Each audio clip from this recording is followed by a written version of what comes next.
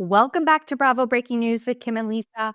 On this week's Real Housewives of Beverly Hills, both Dorit and Kyle opened up quite a bit about their relationship issues.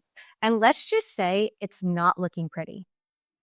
No, it's definitely not. And I think Erica said it best. While Mo and PK are out having the time of their lives, the ladies are fighting in Encino. And once again, Dorit's not holding back, and I'm living for it. Living. We got the middle finger in the confessional, which is another iconic moment from Dorit. We're going to get into all the drama, but before I go any further, Lisa, I must get your thoughts on the bombshell news that dropped yesterday that Vanderpump Rules, as we know it, is over. And I just have to know, what was your initial reaction?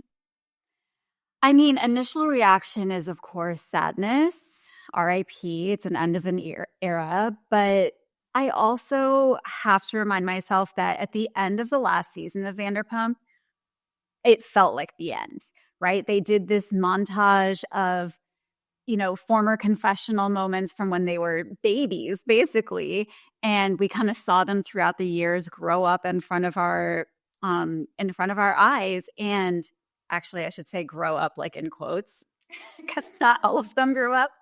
But it really felt final in that last episode of last season. So I can't say that I'm surprised, but of course I am saddened. Where are you? How are you feeling? Not well, bitch. Let me just say, yesterday was really tough for me. I gotta be honest. Like, it dropped in the morning and ruined the rest of my day. I just have to say.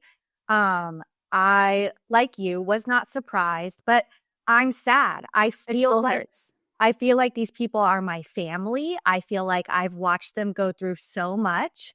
It's sad. And as we know, full cast reboots have not quite been successful, in the past for Bravo. We'll see if this one, kind of takes shape. Of course, I'm going to be watching, but we're always going to be comparing it to this original cast. So, yeah, RIP. I'm still very, very sad about it, but, time heals all wounds. So I guess just onwards and upwards.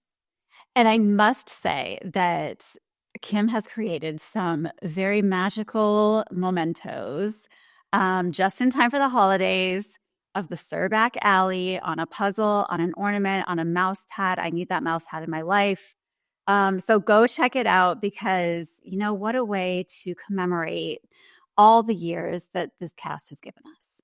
Yes. Yeah. Thank you for dropping that, Lisa.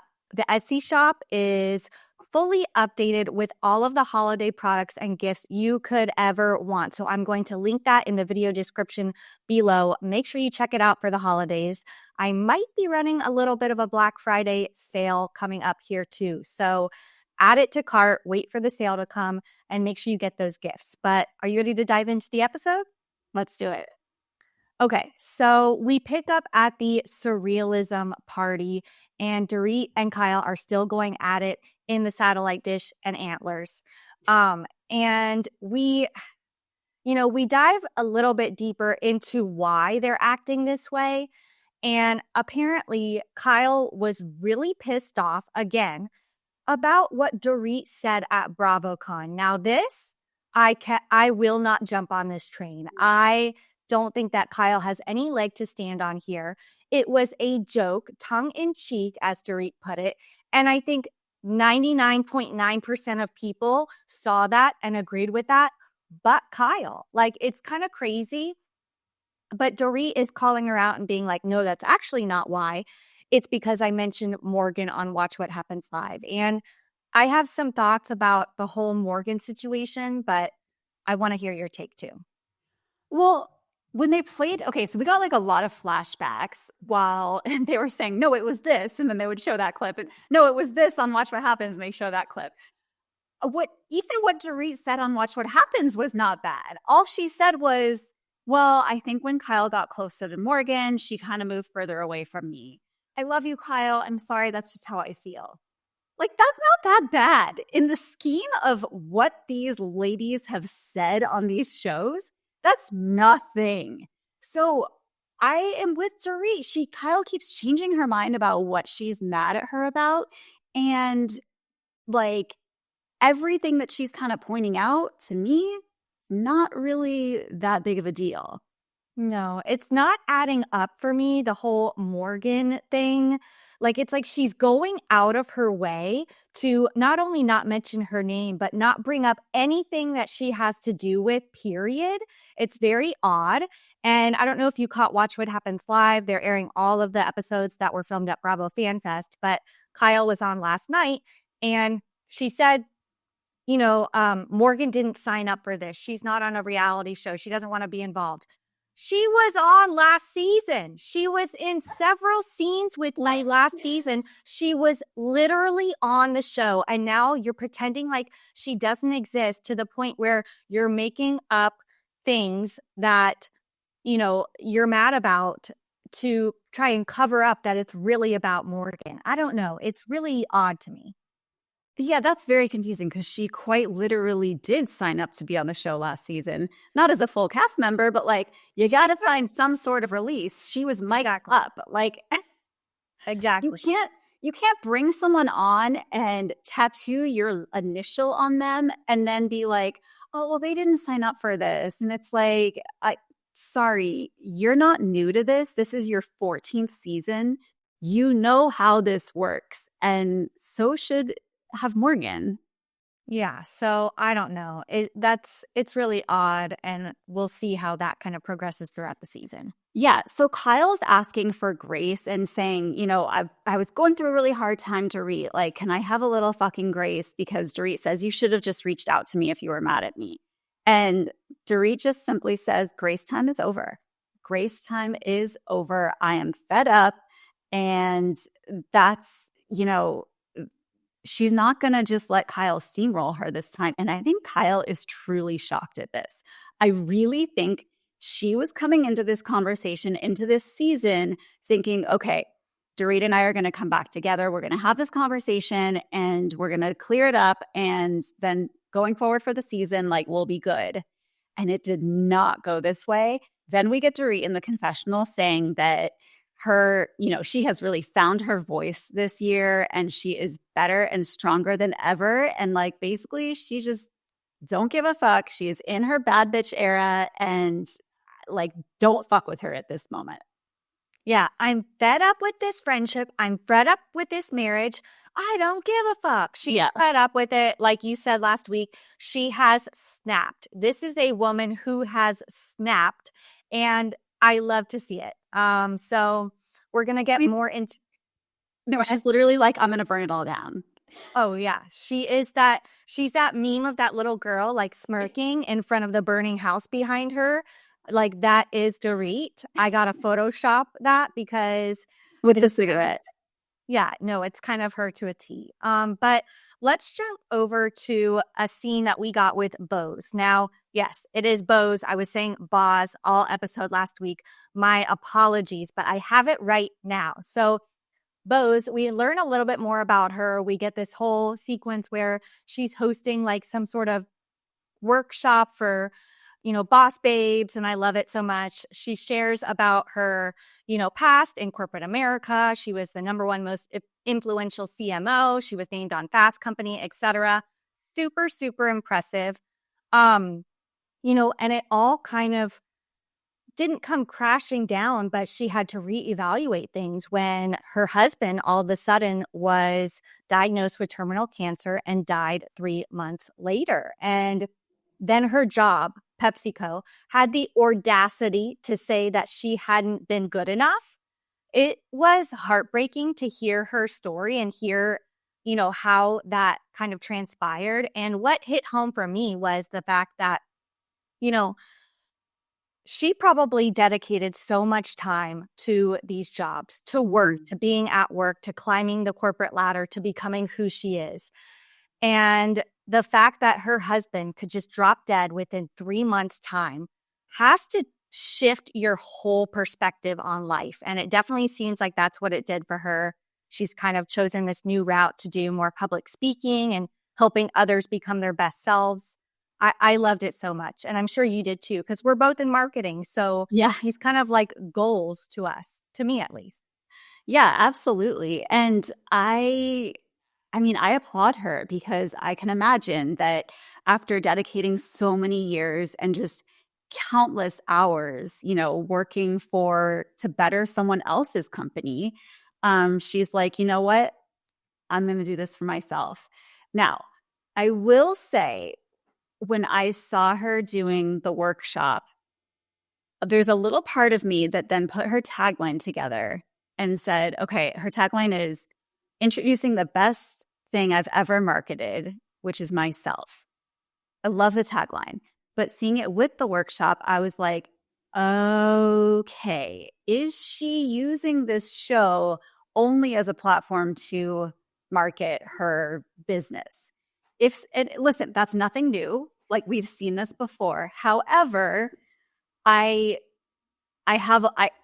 giving, sorry, it's making me take a pause because I don't want that to be like the sole reason for coming on. You know what I mean? Yeah, like she's very savvy. She's very smart with marketing. She knows what she's doing. Does she have an ulterior motive? I get that. And we kind of see in a different scene, there's like this major juxtaposition with the life she lives and the life these other women live. They're all talking about their very powerful husbands that they are no longer with, and, like kind of, moving on from them. Whereas Bose, she's self-made. She was the breadwinner. She built everything herself. So yeah, it'll be interesting to see, how she interacts with the group and how she kind of continues to portray herself on the show. Yeah. And there's like, I'm not saying that she can't do both. Like, you can be a great housewife and still market yourself. I just don't want that to be like, I don't know. I feel like the best housewives that we have are very like unself-aware. Yeah. Let's think of Sonia and like Luann. Like, they are who they are, whether the camera's there or not. And so I'm just hoping that the cameras don't make her put on something that isn't authentic. That's all I'm saying. I get it. I mean, it did make me want to go to one of her workshops, though, not going to lie. So maybe it's working. Well, there you go. But yes, that is a great point that you bring up about the husbands, because we see Sutton and Kyle at lunch and they are talking about, divorce. And Sutton basically tells her, look, I think you need to file. And I think this takes Kyle aback a little bit, because she's kind of like, well, who are you to tell me, when it's time for me to file for divorce? We're still good. Like, we're hanging out together. We went to Stagecoach together. Like, we are very much family still. But, Sutton kind of says, look, when it comes to money, like, things can change. And Kyle is kind of in denial that would happen to her and Mauricio, that like a divorce or splitting up assets would come between them. But I mean, I think Sutton's only speaking from experience, and granted, her experience is not everyone's experience, but like, it's probably a lot of people's experience. Some people go into a divorce, thinking it's going to be amicable, and then once you get down to the business, it's like things might not end up the way you think. So she's saying, no, Mauricio always says, he wouldn't have the agency if it weren't for me. It like half is mine and half is his. Everything that we've built is ours together. So I don't know. I get where Sutton is coming from, but it's also pretty bold to just like sit there and say, hey, you should do this. I don't know. What was your take on this? Well, yeah, and then we have the forensic accountant coming back into the conversation, being like, sorry, that one line in Mauricio's book is not going to fly in the court of law. That doesn't mean that you own half of the agency. I don't know. I think kind of the theme of a lot of the scenes in this episode is like, you in danger, girl. Like, you better watch out because, yes, they have had a very lovely relationship and marriage for a very long time. But at the end of the day, I think Sutton said it best. Men are very protective of their money. And is he going to just give it up? Maybe. I hope so. I really hope that that's the case for them both, because I think that, like, a lot of them said, Kyle and Mo came up together. When they got married, they were nothing. They built everything together. So I really hope that it is amicable, but time will tell. So let's move on to another scene with Bose. We get to see her house. And I gotta say, I am obsessed. Her house, Margaret Joseph's, Yes. never. It was giving Margaret Joseph's, but high budget. Margaret Joseph's is trying to create what Bose has created at her home. It's eclectic, but still very classy, high end. That backyard is like an oasis. Oh my God, I loved it so much. We get Erica and Dorit arriving. They need to take off their shoes. Classic Sex and the City moment. I loved it so much. And sprinkling gold dust on the fruit plate, like, I don't know. Every time I see Bose, I'm loving her more and more. Yes. And like you said, everything is eclectic, yet it somehow still goes. Listen, I think Margaret's house is very cool as well. I think they can both exist in the same world and be awesome, but there's something about, Bose's style that just, it feels very much her. So, and I think we saw that she has a Malibu house too. There was a scene with Sutton, I think, and it said like Bose's Malibu house. I'm like, damn, you have a house in, I missed that. Yeah. Beverly Hills and Malibu. Like that's saying something. She's a millionaire. Yeah. Multi. So they're talking about the surrealist party, and Bose is basically like, what happened with you and Kyle? And Dorit says, I don't know. I don't know why she's mad at me. She keeps changing her mind as to why she's mad at me. She said it was because I talked about her marriage on camera. Then she said it was about the BravoCon thing. Then she said it was about the text message. So I don't really know. Erica's really playing middleman here. She's like very much the diplomatic, I see both sides. And I understand why you're hurt. I understand why Kyle's hurt. But then we get the line, well, Mo and PK are out having the time of their lives. We're here fighting in Encino. And I think she's right. Listen, they're both going through a hard time. They were both friends at one point. Now is not the time to add more stress to each other's lives. Like, just squash it, come together, and, live it up as women who are separating from their husbands. I agree. It really sucks that when they're both going through things that are so similar to each other that they cannot be there for each other. I think that's probably part of the reason why, they're both kind of at this very like traumatic point in their lives, and they've like, I don't know, they're not taking any bullshit. So I don't know. Dorit does share that there is a chance that her and PK can reconcile, but is there a chance that her and Kyle will reconcile? Probably. I don't know. We'll see. But Kyle's pretty down. And so the ladies kind of plan this surprise, which I absolutely loved. Kathy Hilton was everything in this moment. So we get Erica and Kathy going to Sutton's house.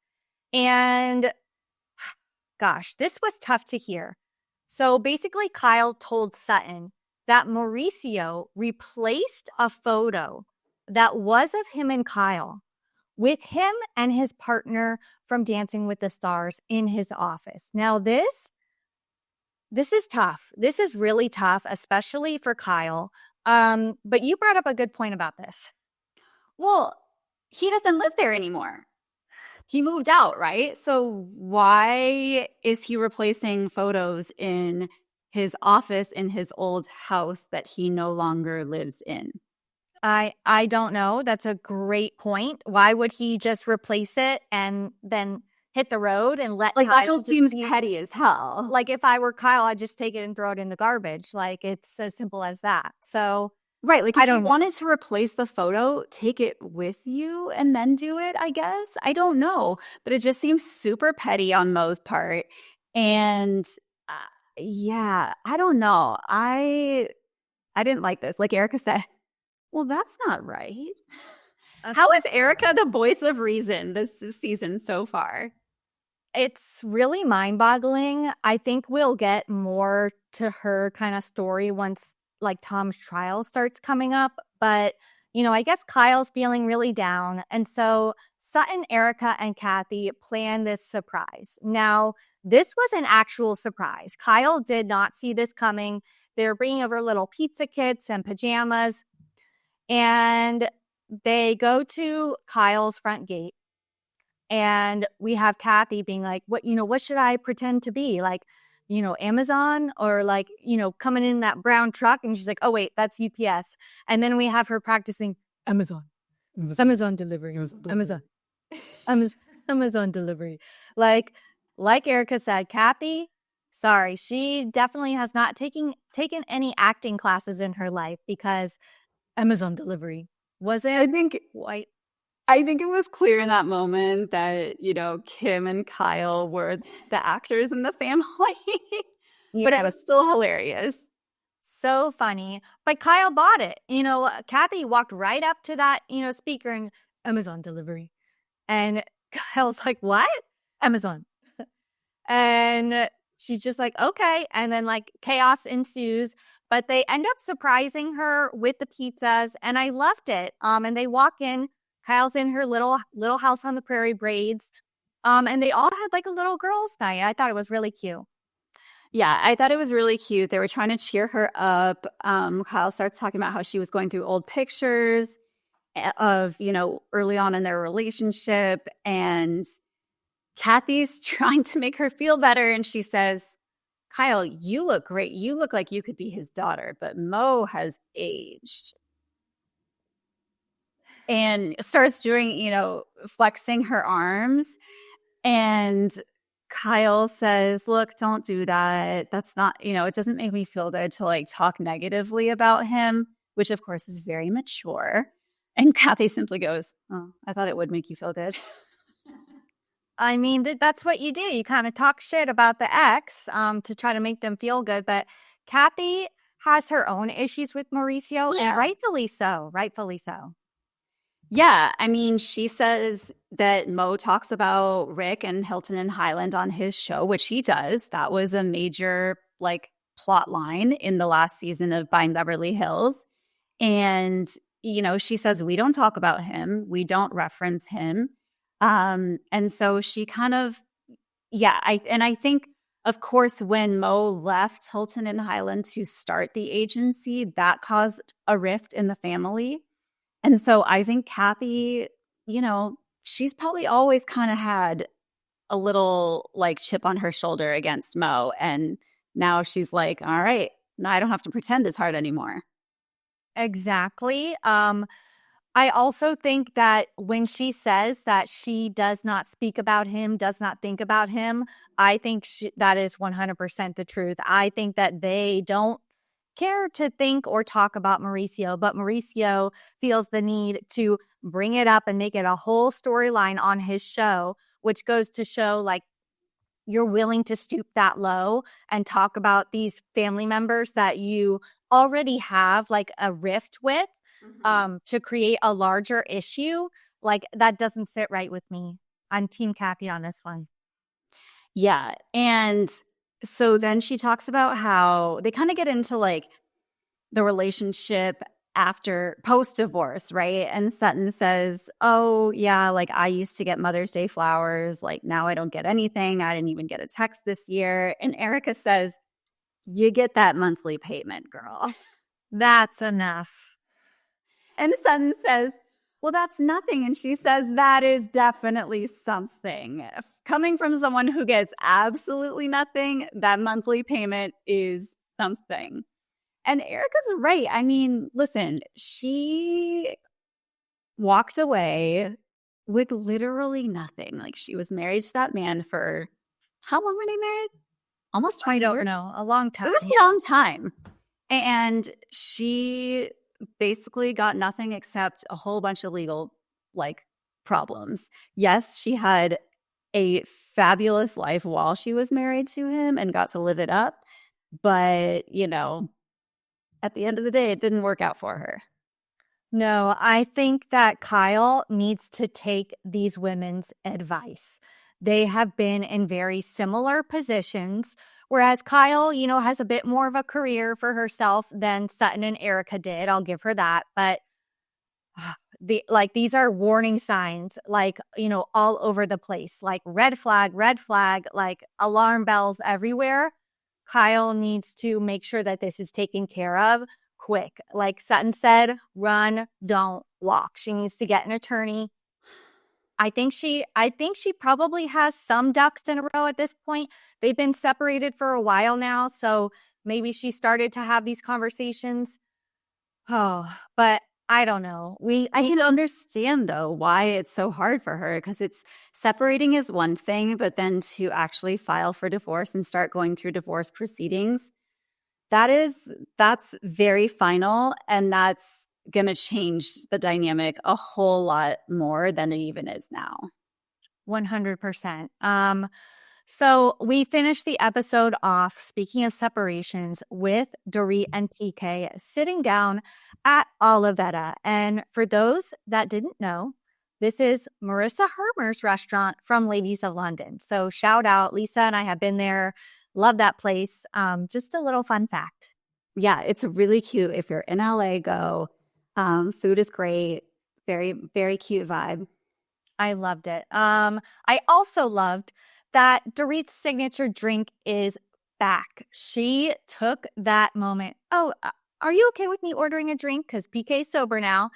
She was not going to leave that restaurant without ordering that Belvedere and soda, 3 lemons, squeezed in, carcass out. So she adds the squeezed in, I think, to clarify the carcass out. I think that's a good move, and I will continue to use that moving forward.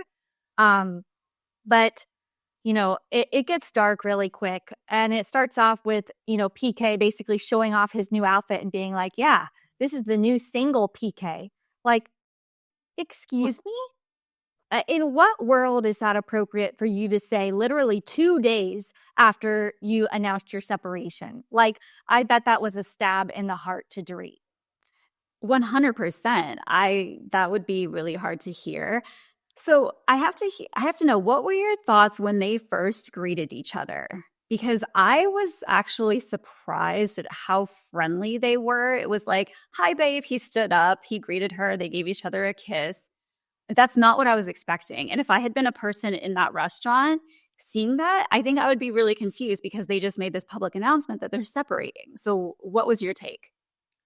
I think that they both, while she shares that they've gotten fights that paralyze her, for lack of a better term, a la Shannon Bedore, I think that it's kind of like a mutual understanding that things are not working out.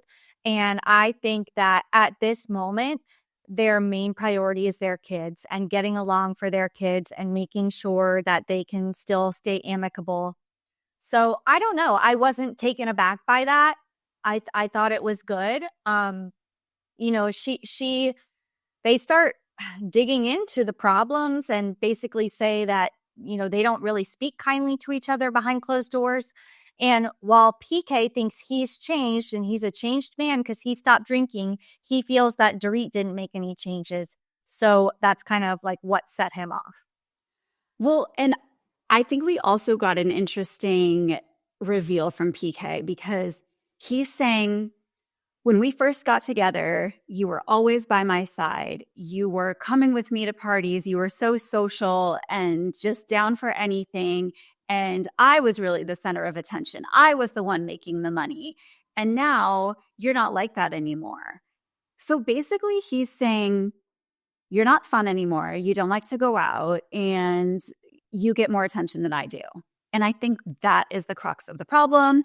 And sorry, that's a no for me, PK. Like, basically, he's just saying he's insecure. And now that Dorit has more attention on her and she doesn't feel the need to be his little side piece, he doesn't like it.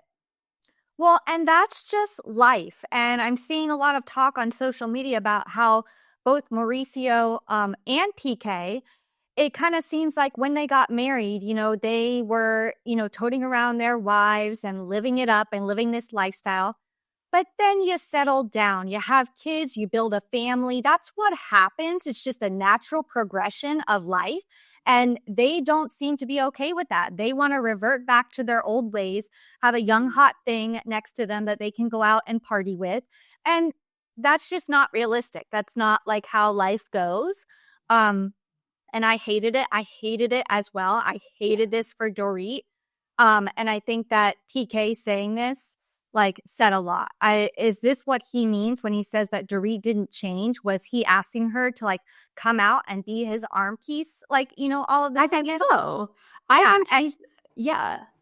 Go ahead. And a lot of people are saying Dorit's star has risen while PK's has kind of gone down the drain. I mean, what does he have? One client, Boy George. I don't know of anything else. He has some real estate show on Hulu. I don't know. But Dorit has definitely come into her own and her light is shining bright while his is kind of dimming. And I think he has a major issue with that.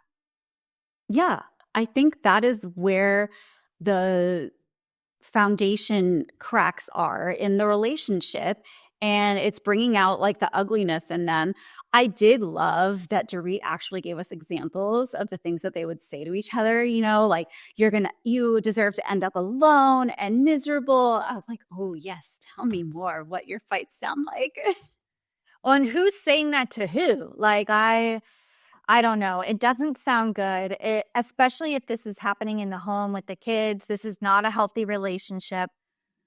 Oh, I don't know. She still sees a path forward. I'm not sure based on the information that we have so far that I do.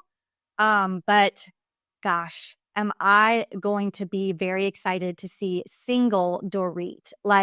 She could have any man in Hollywood. She is gorgeous. She has great style. She has a great personality. I can't wait to see what's next for her because I'm all in it. I'm Team Dorit. I agree. I think that I think she can do better than PK, frankly. And 1000%. Yeah. I want to see it. Let's make it happen. We're going to make it happen. So that's it for this week's recap. Happy Thanksgiving to everybody. Thank you so much for tuning in, and thankful to Bravo for bringing us Housewives during a holiday week to kind of fulfill our needs because we still need this even though it's a holiday. So I hope you guys have an amazing Thanksgiving and long weekend, and we will be back next week to cover Real Housewives of Beverly Hills once again. That's right. Thanks everyone for watching and listening. We love you all. Bye. Bye.